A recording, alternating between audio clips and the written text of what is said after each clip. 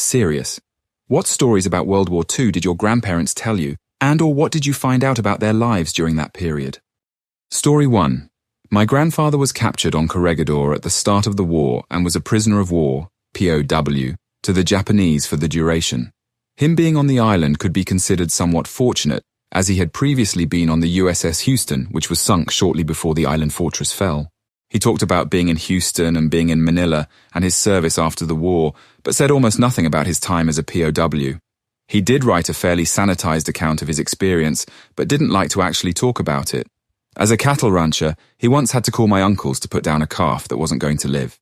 He had to take a drive while my uncles shot the calf because, in his words, "I've seen enough kill and don't want to be around for any more of it." He at one point told my mum that he didn't hold any ill will against the Japanese people, but if he ever saw one specific guard on the streets, he would kill him without hesitation. At one point in the war, he was moved to Japan to be used as slave labor in the coal mines. His civilian mine foreman was kinder than most people and saved his life after a near-fatal accident. In the days immediately after the war ended, the POWs were issued Red Cross boxes and allowed to roam the city as they pleased. My grandpa ran into his former foreman, whose family was now starving due to the severe food shortages. My grandpa spent the next few weeks bringing the Japanese family food from the Red Cross packages and continued to mail them care packages after he returned home. Having sold everything else of value, the foreman gave him their only remaining possession in thanks, a traditional wedding kimono that had been in the family for generations. The two men remained lifelong friends, and in the early 2000s, after both men had passed, my family flew to Japan to return the kimono to his widow and sons. It was an extremely emotional visit for both sides. My grandpa had a hard life growing up and saw the Navy as a source of stability, enlisting before the start of the war. He loved the sense of order and camaraderie being in the service gave him, and stayed until retirement shortly before Vietnam got going in earnest. His time as a POW was too horrific to talk about, though. So for most of my life, there was a hole in his stories between 1942 and 1945. The things I found out about the camps he was in are truly horrific. The tortures the men endured and the fact that any of them survived at all is amazing. One of the stories he did write about concerned his transport to the Japanese mainland. The Japanese needed more manpower and promised better conditions and better food to anyone who volunteered to go back to the home islands. The POWs were packed into the transport ship's hold so tightly that they couldn't lie down. They had to sit with their legs in a V to crotch to fit everyone without standing. There was only one small door open to the deck, and the men cycled out who was closest to it based on who passed out from the heat and stale air. The transport ship was part of a convoy but had no markings indicating that it was carrying POWs. During the night, American submarines ambushed the convoy. The Japanese quickly shut and latched the only door after telling the POWs that if the Americans sunk the ship, they were going down with it. For the rest of the night and several nights after, the men sat in the dark, stifling heat and listened to ships exploding around them, never knowing if they were next. When the guards would open the door in the morning, the air was so foul it looked like smoke. There were no bathrooms, so the men were sitting in their own filth, with the corpses of the men who died during the night leaning against them. That story was tame enough that he thought he could share it. He never talked about the really bad stuff that happened. I just remembered another, more light-hearted story he told. When he was still in a camp in the Philippines, a couple of the guards decided that they wanted to try to learn a little English. The POWs mimed big and strong, patting their biceps and flexing while saying "son of a bitch" and pointing to the guards. For the next day, two of the guards were walking around proudly telling all the POWs they saw "son of a bitch." The prisoners caught a beating for it when the guards found out what they had been saying, but from the way he told the story, it was worth it. Story 2. My grandfather was a kid during World War II. He was born in 1931. He lived in Rügenwalde, which used to be part of Germany. Today it's Poland, near the city of Sartzekin. His dad had to fight for the Nazis, even though they were not particularly fond of their ideas. My grandfather had to go to Hitler Youth, where they would make all sorts of week-long trips through forests, learn how to handle guns, etc. He wasn't able to attend school for some time due to Germany losing the war. My great-grandfather obviously fought the Russians on the Eastern Front, but he was captured on a mission in Russia and kept as a war prisoner. When he had a really bad lung infection, and it was becoming clearer that Germany will be losing this war, he was released from prison and was able to spend 3 more days with his family before he passed. Then it was my grandfather's turn to try and earn some money, as he was the only son they had, and his mum had to take care of his youngest sister. When Russia took over the whole area, they gave the Germans in the area the chance to leave for Western Germany. They provided one train and said whoever could get on there was free to go, and the rest would stay there. My grandfather made sure that his family got on the train, but he didn't have any space himself. So he rode the train by standing on the metal bar thing that connects two train wagons for part of the journey. Luckily, the train didn't run too fast.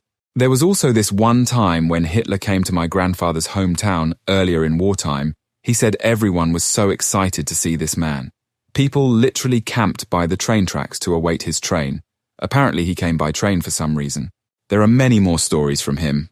Since my granddad basically had to flee his hometown and had never returned, he asked me and my dad, his son, to take him there a couple of years back, since he would love to see how it turned out. He was already over 80 years old. Of course, we were happy to go and we spent 9 days there. Some of it was quite emotional for him and he told me many childhood stories. It was really interesting to hear his point of view as he was a child for the most part. Story 3. My great-grandfather never talked about the war until he had his stroke. We knew he had a Purple Heart and a Bronze Star, but we didn't know how he got them. He was just a private, and he'd had enough of the military when the war was over. After the stroke, he seemed to loosen up. He laughed about sighting rifles by shooting at chickens. He showed us pictures of him in front of the Eiffel Tower. Turns out he was an occupation force, ended up occupying an area near Berlin that became involved in the Battle of the Bulge. Apparently, while he was fighting, some sort of explosive blew off his buddy's leg, so Grandpa did what anyone else would do, and threw his buddy over his shoulder to get him to the med tent. This included running across a field in the line of sight of a German machine gun nest. He was shot in the leg and some more shrapnel ended up in his chest. Somehow, Grandpa and his buddy survived. We thought he was embellishing it, but the Bronze Star paperwork included a report that we found after he passed away. 2 higher-ups signed that the story was true, so I guess I have to believe it. He told us it wasn't that big of a deal and that he didn't deserve all those medals for what he did. What a bad rip, Gramps. Story 4. Okay, so let me first insist that the story that will follow is absolutely serious and nowhere near being a joke. This happens in the middle of the war in Brussels, occupied by Nazi forces. The uncle of my grandmother, Arthur, had a dog which he always took with him when he would go outside. For a walk, to the shop, to visit family, etc. Everywhere. And everybody knew it.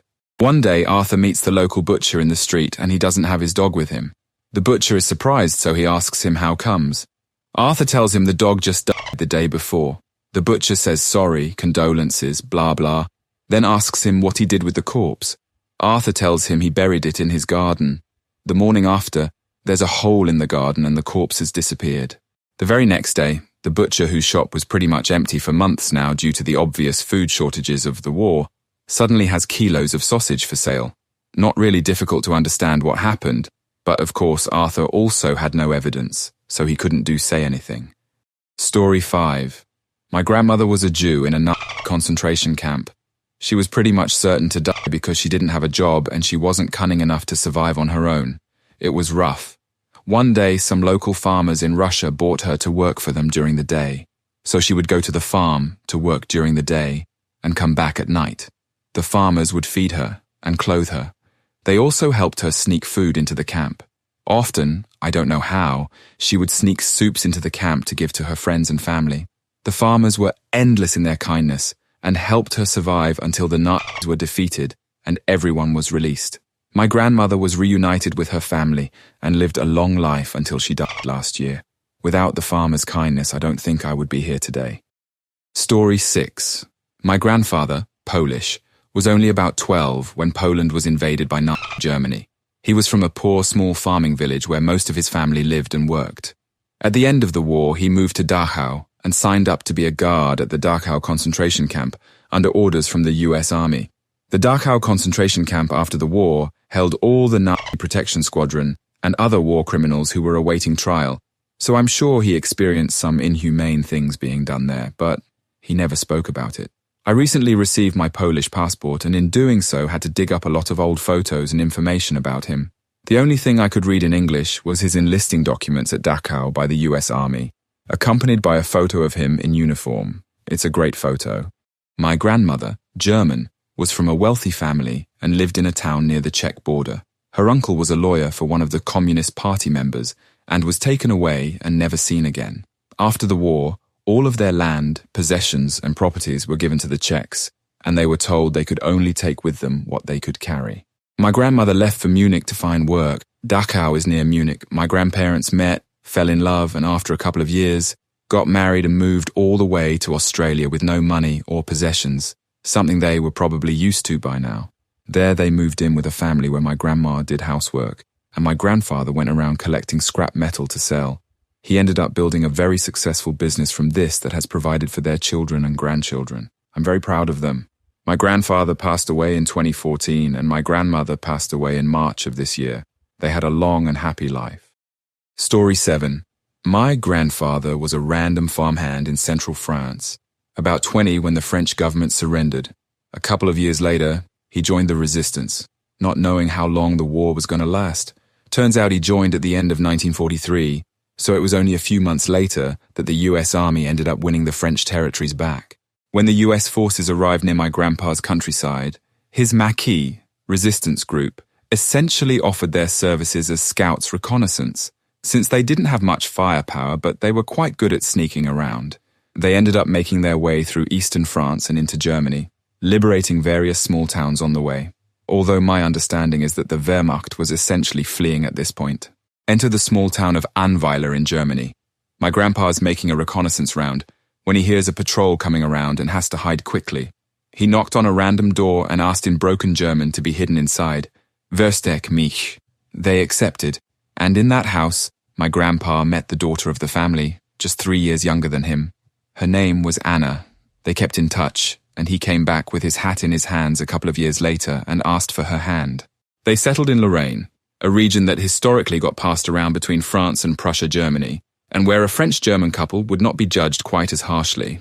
60 years of marriage, 6 children, and a gaggle of grandkids and great-grandkids later, they passed away a few months apart from each other.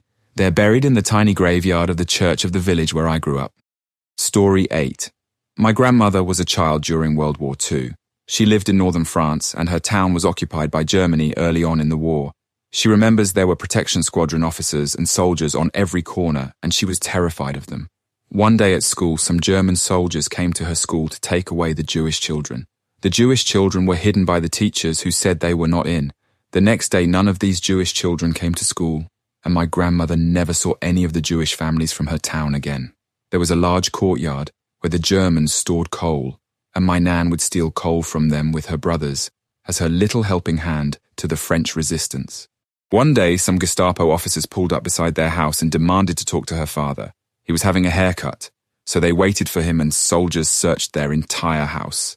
When he arrived home, he was taken away. He was in prison for a few weeks where he was interrogated as the Gestapo officers suspected him of being a member of the resistance.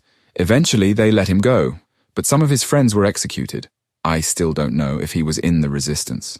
When the Allies' campaign to retake France began, her village was heavily bombed by the Americans and British, as her town was a huge railway junction used by the Nazis.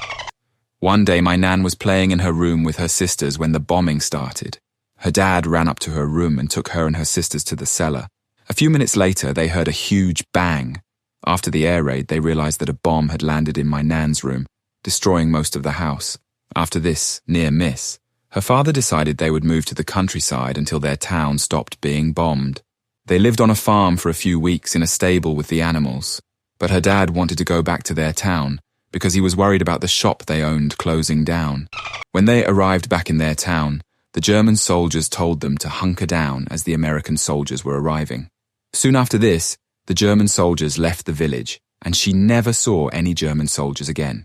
A couple of days after the Germans left, a couple of American soldiers turned up in a jeep. They looked worried and asked my grandmother if the Germans had left in the best French he could. She told him they had gone, and the American turned round and went back. A few hours later, more Americans arrived. They were in tanks. French people were lining the streets, and the soldiers gave the children chewing gum, which they had never had before. They let my nan and her friends sit on her tanks, and they were very friendly. My nan's family at this point were staying at a friend's house, as theirs had been destroyed by the bomb. That evening, some men with rifles came into the house and took the wife of their friend away. They all followed, and she was tied up alongside some other women. They were all women who had slept with German soldiers, and their heads were shaved. Later, men who had been too friendly with the Nazis were lined up against a wall and Story 9. My German grandpa fled from what is now Poland. He was born in 1937. His dad owned a larger farm estate and they were some of the wealthier farmers in the region. They owned a car, for instance, which was a luxury. When worst came to worst in 1945, his dad was drafted in the Volkssturm, recruitment of children and elders. But because he was a stubborn farmer, he said screw the Nazis and hid out in a forest nearby. One day the Red Army arrived and my grandpa, who is still alive right now, recalls that they literally parked in front of the main house, knocked down the door and yelled in broken German to pack their things in 10 minutes and leave, or they'll all be So, my grandpa, about 7 or 8, had to flee with barely anything. They marched for weeks through war-torn wastelands, burning villages, all while artillery and tanks were roaring in the distance and warplanes flew over their heads. He recalls playing with some gas masks they had found on their way, probably next to some burned-out vehicles.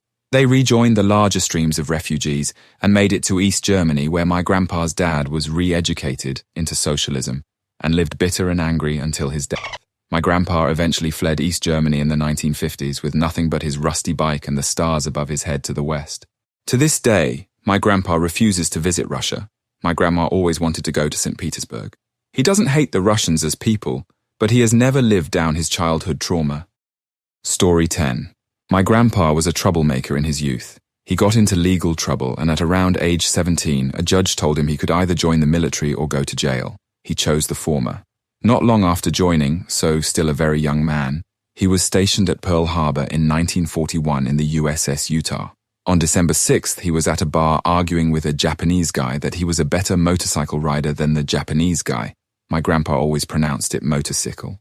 To prove he was the better rider, my grandpa stole the Japanese guy's motorcycle that was parked out front and started riding around and popping wheelies to show off. He ended up wiping it out when he tried to ride it up some stairs. The Navy police threw him in the brig, the jail in the interior of his ship. On December 7th, 1941, Pearl Harbor was attacked by the Japanese. My grandpa's ship was hit, and the guard on duty started running for the ladder to get up to the deck and abandon the ship. My grandpa yelled at him to let them out, and the guard threw the keys to my grandpa and yelled, "Save yourself!" My grandpa opened his cell, and others, not sure how many, and ran off the ladder himself. Some other prisoner grabbed him by the seat of the pants and pulled him down so he could go first, and he was strafed just as he poked his head out. My grandpa was able to get out safely, abandon the ship, and swim to shore.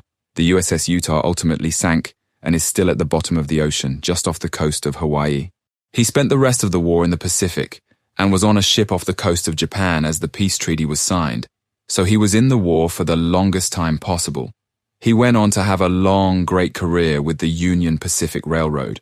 Because he crashed and destroyed that Japanese guy's motorcycle, my grandpa liked to claim that 1, he started the whole thing, and 2, he was the first American to get a shot in against the Japs by destroying one of their motorcycles.